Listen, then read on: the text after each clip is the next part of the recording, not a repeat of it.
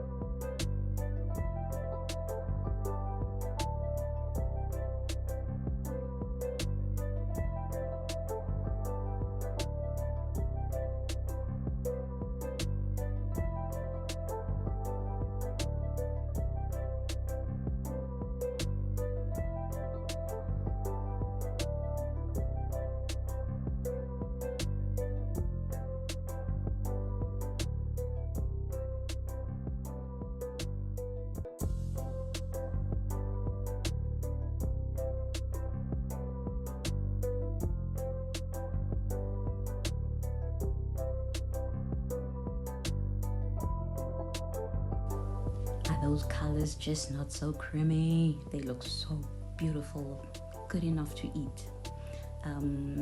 These acrylic powders are by Bling Girl. I've always been showing you guys Bling Girl products, yeah, so this is also Bling Girl, and Bling Girl is the acrylic powder that I use, which I say or I find to be beginner friendly. It's very, very beginner friendly. It lets you work slow enough but not too slow, but it's forgiving. It's very nice. I love it. So I just go in and I shape the sides first. That's how I usually shape my nails, by going with the hand file to get an outline, if you can say, of the nail before I actually go in with the electric file. I started with the cone gold drill bit, and then I went in again with the battle one, you know, the straight flat one, the battle drill bit. Yeah, that's all I need to tell you for now. You can continue watching. Thank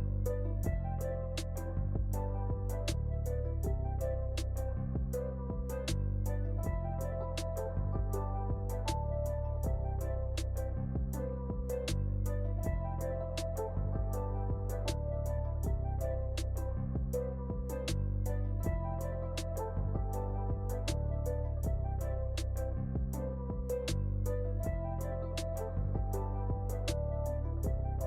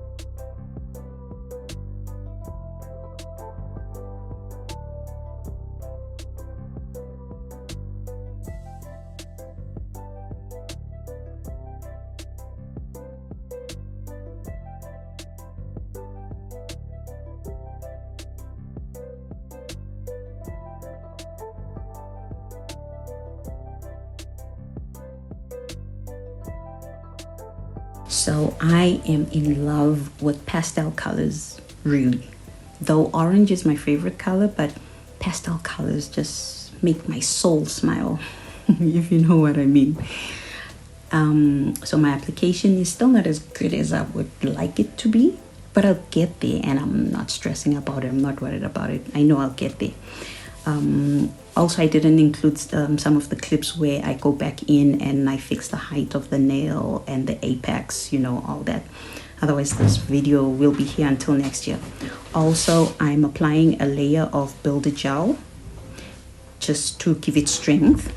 But all in all, these are one of my favorite sets that I have done, that I've created, that I've come up with. Okay, I'm proud of me. I'm very happy. I'm getting better. I'm not anywhere near where I would want to be, but I see progress and I'm getting better, and I'm happy about that. What do you guys think? Let me know. Let me know. Let me know.